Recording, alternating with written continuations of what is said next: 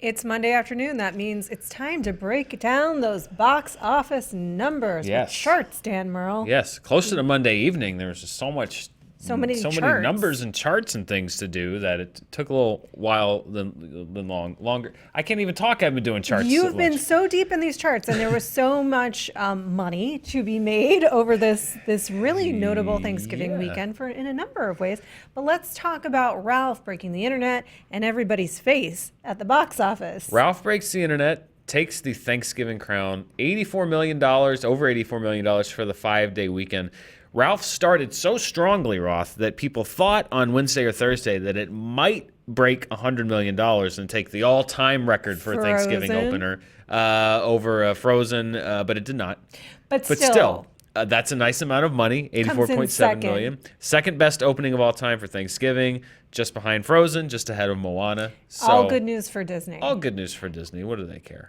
Well, if you look at that, they've got their hands all over that top 5 and top 10 even. They do. And animated traditionally does well. Let's talk about the top 5 Thanksgiving of all time. Now, this, I think, is an interesting distinction. This is an interesting, because there's the top 5, you have Thanksgiving weekend, first of all, which is like there's the 3-day weekend, Friday through Sunday. 5 days. We're talking about the 5-day weekend, except I'll tell you when we're talking about the 3-day. But the 5-day weekend is Wednesday, Thursday, Friday, Saturday, Sunday here in the U.S. If you're watching from abroad, this is a big holiday. Last week was a big holiday week for us. Sure, you might know it as Goblin Nap. Goblin Nap, yes. So these are the 5-day numbers, and you have the numbers like Frozen has the biggest 5-day opening weekend, meaning it opened on usually Wednesday and plays across those 5 days.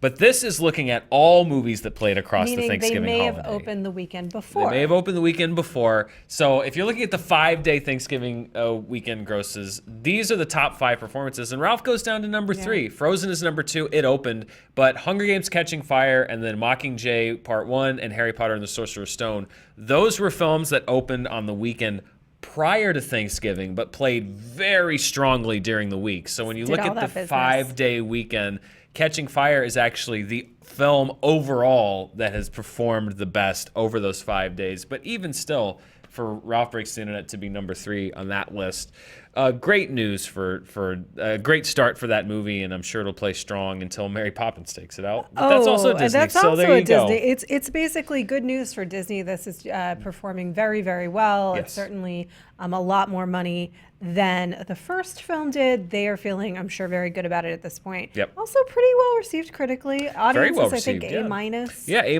which is good. That's right. good. That's pretty good. A- is good. A movie that got an A, though. I was going to do the same way. I'm sorry. No, I'm so glad that we were thinking alike. That was excited. 2, with its A cinema score, also did very well. $56 million over the 5-day weekend.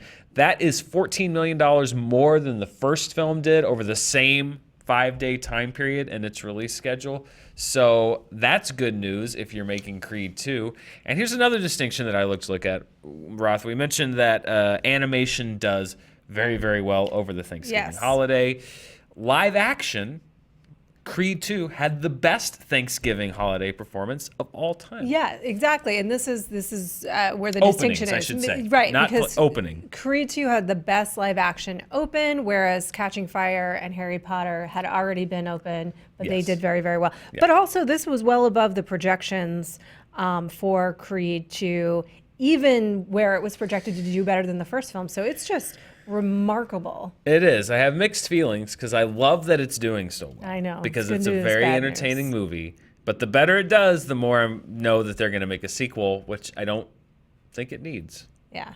We talked about that in our review, talked about that in our review. Check out. But I'm glad for the movie. It deserves it. And it's been an interesting, according to ComScore, record-breaking Thanksgiving weekend in general. The grosses here. I mean, this 2018 overall has been an incredibly successful year at the box office, and this Thanksgiving season once again is another record. These 5 days were another record-breaking period for the box office, which just goes to show you that you look at the movies that are doing well, they're movies that audiences liked. That's interesting, Dan. If you're putting good movies in the theaters, it turns out that audiences will go see them. I'm excited to do a breakdown on this at the end of the year, but it's already, I think, hit $1 billion domestically in record time. It's up 10% over last year.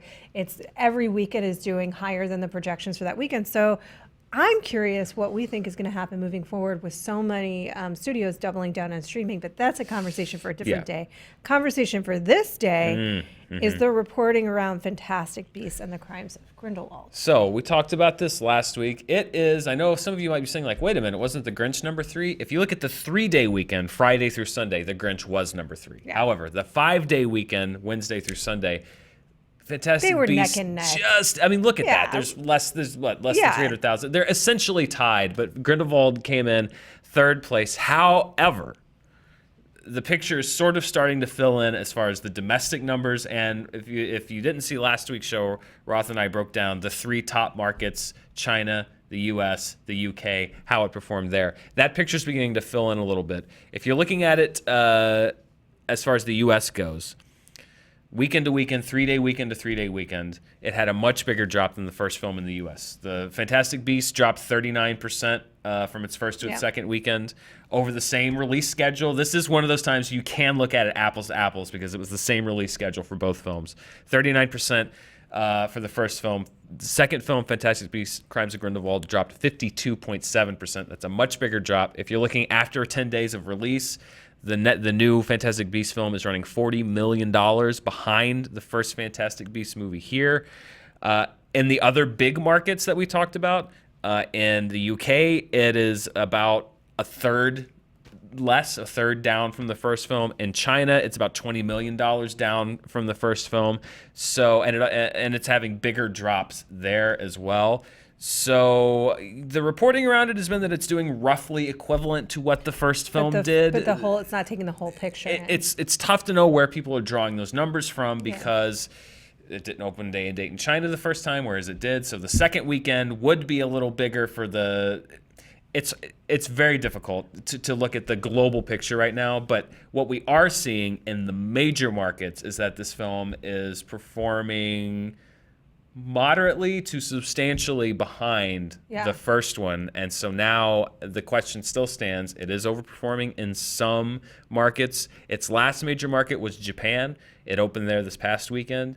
It did a little bit better than the first one. Yeah. So the question is still going to be, now that it looks like its top 3 markets is going to finish definitely behind gross-wise the first one, is its international appeal in all of these other markets going to be enough to even out-earn the first movie? And we're not going to have that information until it's sort of made its run. And the reason is because you're like you said, it opened in more markets day and date on this one versus the last one. So there's a period of time that's going to have to elapse before the full picture is in terms of, but you're right, you're looking at the things that matter. How is it performing market to market? How much is it dropping market to market? And those are the things that I would think and hope that granularly are being looked at Warner Brothers. However, they want to be presenting the picture of success. So when they are releasing their numbers, they're going to make the most positive spin possible out of it. And even if it comes in under the gross of the first film, that's not going to make it a flop. The first one had a fairly healthy, if you read, it had a pretty healthy profit margin. But again, when you're starting a franchise, if it were to gross below the first film, that's certainly a cause for maybe some rethinking, or at least some the starter of a conversation of where are we going with this, and do we just have to adjust the budget or the other things that we want to get made. But the overall, looking at the numbers, the overall picture of like what is the end game going to be in its final worldwide gross is still, I think, up in the air. But what is definitely beginning to fill in is the fact that we saw a trend last week that it was opening lower in its 3 major markets. That trend has continued into week 2 as far as it is grossing less by a large margin in some cases. and also in those same markets. So that's what's kind of starting to fill in now. And then that's the edges of the picture, and now everything else has to fill in. And of course, as always, we'll be tracking it right here on the show. And what is holding very well, however, is Illumination's The Grinch. The Grinch, 21. People if you're like looking that at, Grinch, they except for love Joe Starr. that Grinch, except for Joe Starr and us, as far as the movie goes. Yeah, Nothing against the person or the character. The Grinch, if you're looking 3-day weekend to 3-day weekend, 21% drop. That's a holiday drop. That's what you want. Yeah. You want to have a big holiday weekend, and for you to drop like 20%, that's great. That means you're in good shape. That means you've got holding power. I would expect a bigger drop probably next weekend because, we are getting into December. It'll be week 4, I think, of the Grinch, or 3 of the Grinch's release. So I do think you've seen probably the biggest surge, and people are sort of going to start saving up for that Christmas time surge. But for it to have opened pretty well, and then to have weathered the holidays and held up as well as it did, that is definitely good news for Illumination. The downside is that the Grinch just doesn't have a whole lot of international appeal. Yeah. So you're not going to rack up a lot of, and it's not racking up a lot. It's just of like big worldwide It's grosses. just kind of like making little bits here and there as it goes along the way. But you know what it is? A total unabashed global success for Fox. Ooh. Bohemian Rhapsody is the gift that keeps on giving. Domestically and foreign. Number one, it was in the box office top 5 for the 5-day Thanksgiving weekend. It edged out Instant Family, Yes. which actually drew a fairly good crowd. That's one that they do hope plays through Christmas.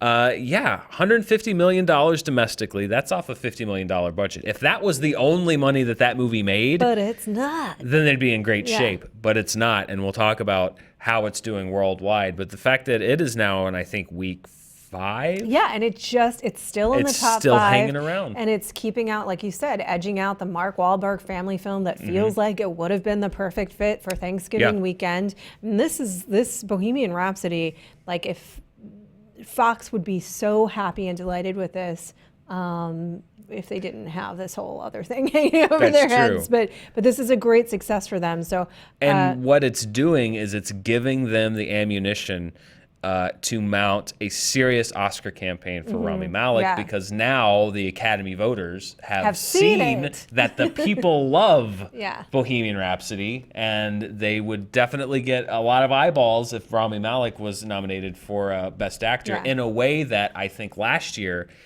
if The Greatest Showman had opened a month earlier, I think you would have seen a lot more Oscar buzz or Oscar nominations and stuff for it.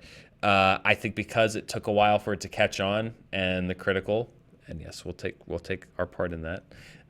The critical word of mouth on it was not great. It got off to a very bad start. we liked it. I didn't. Bohemian Rhapsody? No, Greatest Showman.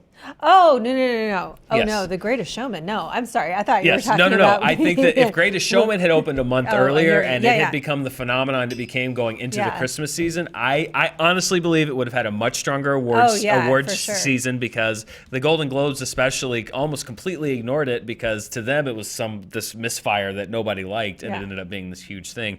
I think that's what Bohemian Rhapsody is this year. It's And now they know. Not necessarily critically beloved, but audiences love it, and that does a lot for an Oscar campaign. Well, and also, certainly the Golden Globes are interested in getting big stars and eyeballs on their show. Yes. And probably in a way the Oscar is rethinking about after the failed attempt at the popular category this year. I think they're probably just thinking, well, let's nominate some popular things. Yeah, and honestly, Rami Malek would be a well-earned nomination. I think it would be. That movie hinges on that performance. Yeah.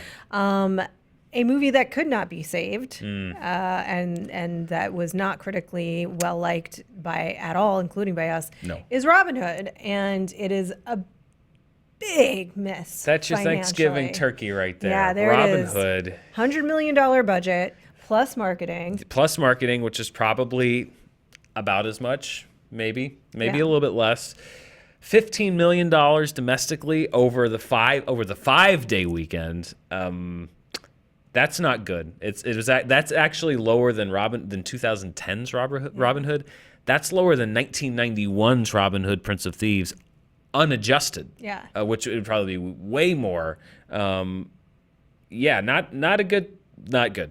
Just not good. Just very, very bad for Summit Entertainment, who put out this film. Yeah. Really a miss. Now, reportedly, they made a lot of that budget with international pre-sales. Foreign pre-sales. That said, this is still disastrous. I mean, you're going to get some of the money back, like you said, from pre-selling the movie, which I'm sure whoever the foreign markets bought that movie, I'm sure they're real happy. Yeah.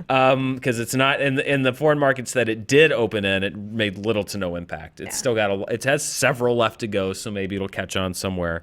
But for what they wanted to obviously be a franchise starter, it is a franchise non-starter. And I feel like everybody saw this coming. Oh, it was. I feel like we all knew how this story ended. Where you're going, why is this? I mean, it's the same thing with King Arthur, you know, where it's just kind of like, this seems like an odd fit for right now or ever, and you're clearly trying to make it really hip, and that's not gonna gel well. It never has. There's a number of times where I feel like they've been like, this historical or fictional but set in the period piece. Yeah. We'll make it hip, and that'll make it good, and it truly never works. Yeah. I feel like I saw the first trailer for this movie and I was like, well, that's not going to do well. Yeah. It's weird how, and we've talked about doing it. We'd love to be able to. The reason you can't is because you need access to like privileged information that nobody is giving you. Yeah, but to truly trace down the history of this project, whose pet was it? How many executives did it go through? How many years was it in development? Why couldn't they say no? Yeah, at some point, why can't you just say, I know we spent $25 million developing this. However, we're going to waste another 150 if we just finish it. So let's write it off. I would love to find that out about this one because it seems like everybody knew this was not going to do well. Oh, and then I think it's just like at a certain point, the train's way too far down the tracks and they just sort of do this and pray because the boulder's coming this way.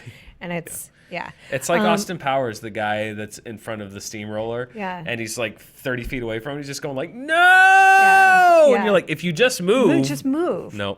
They got run over by, sorry, Lionsgate Summit. You got run over by the steamroller. I would so love to unpack that. But yeah, you're right. People just would have to be willing to tell the truth. Yeah. A movie from the man who gave us The Lobster about the intricacies of court life, which, by the way, I don't know about you, but doesn't the least, like, I can't say how little I would ever want to be involved in court life because every depiction on screen of royalty and everything surrounding royalty is nothing but drama and chaos and despair. No, thank you, but I do like to watch it on the big screen. The Favorite did very well this weekend. The Favorite had the best per screen opening this year so far, over 100,000. This is...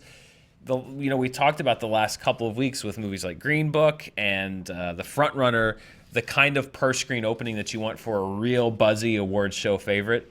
That's it. $100,000 on 4 screens. That's the kind of opening that you want, which shows a lot of enthusiasm in New York and LA, which is where you generally start these platform releases. I saw it over the weekend at the Cinerama Dome here in Hollywood, which is I think 800-seat theater. It was sold out. It was packed. I like this movie a lot. It is very offbeat. If you know the director, Yorgos Lanthimos, you know that is his... Killing of a Sacred Deer. Killing of a Sacred Deer, The Lobster, Dogtooth. Dogtooth. Yeah. I always get Dogtooth and Dogville. Yeah. Dogville. You'll let us know in comments. I believe it's not Dogtooth. But yeah, but this one's a little more accessible. Yeah. Well, this one is one that was not his from the ground up. It was a pre-existing script that he certainly took it on and developed it, and it is very much in his tone. But it is not quite as avant-garde as the other films. In some senses it is. But it is a film that is generating a lot of award show buzz for Olivia Colman, for Rachel Weisz, for Emma Stone, who are the kind of triumvirate who take the lead in this film. It's about Queen Anne and these two women who are competing for her attention and affection and everything that comes with being near power. And having it, because she's not in a real relationship with either of them or anyone. Or anyone. I really, really like this movie. It is not, I feel like I say this it's not for everybody, but it's very offbeat. It's very funny. Nicholas Hoult has a supporting role that is very unlike anything that you've seen him do before.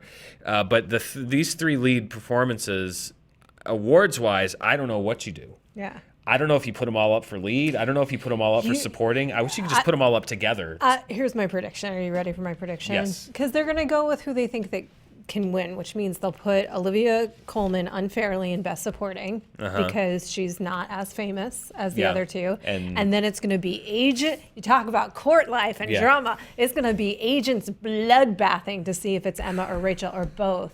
And then you just got a Baby Jane situation, and it's chaos. But you have such a strong. You know what I'm referencing? Yeah, whatever happened to Baby Jane when it was Betty and serving them rats and throwing them downstairs and stuff. Yeah.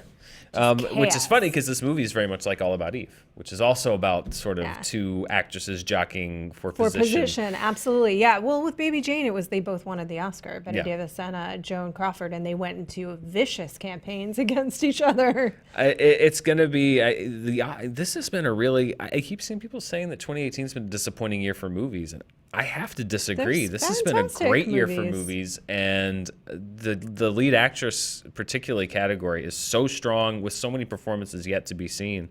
I worry that Toni Collette is gonna. This is my nightmare, Roth, is that Toni Collette's gonna be forgotten for Hereditary. Well, the movie didn't do well, which is the sad part, and it was not hugely accessible. And it came out in the summer. But come on, Toni. Come on, Toni Collette. I just like the favorite final thought on that. I'm always fascinated when people liken themselves to anything that's going on in a courtroom drama, or like say they want to be like Cersei Lannister or anything of that, or Daenerys even, where I'm like, there is nothing about the picture of royal life that looks appealing. You don't want that. Ever. No one wants it. Okay. Yeah. In the world, though, the world does want those fantastic beasts. Yeah. With the caveats that we brought up earlier. Yeah, exactly. I mean, caveating what we brought up earlier, another $113 million to its total.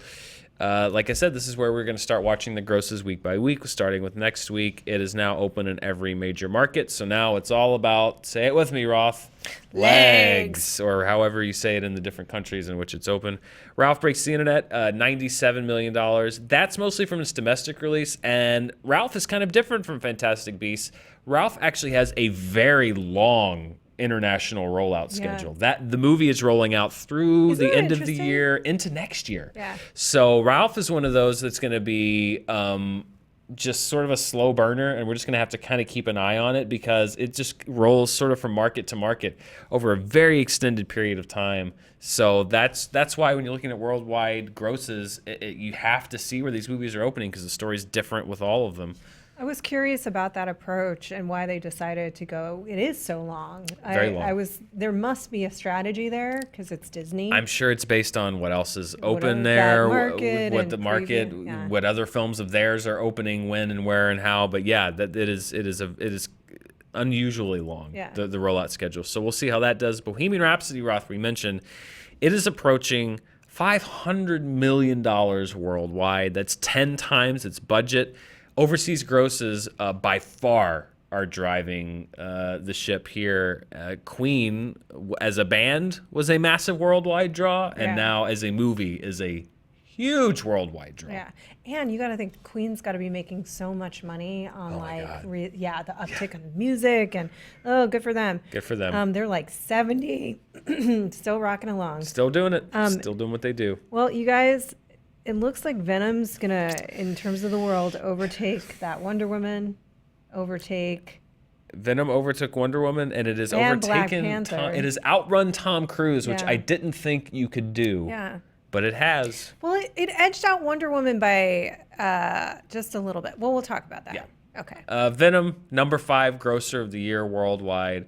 The United States is now the number 2 market for Venom worldwide. China, now the number 1. It is approaching $250 million in China. China loves Venom and has hoisted it to the top 5. Mission Impossible drops down to number 6. What's left to say, Roth, about Venom? This is on the short list for the surprise of the year as far as things I don't think anybody saw coming to the degree that it's happened with its success domestically, internationally, certainly not in China. So if you just take the international numbers, not the total of domestic and international, so not the worldwide gross, but just that it has outpaced on the global market.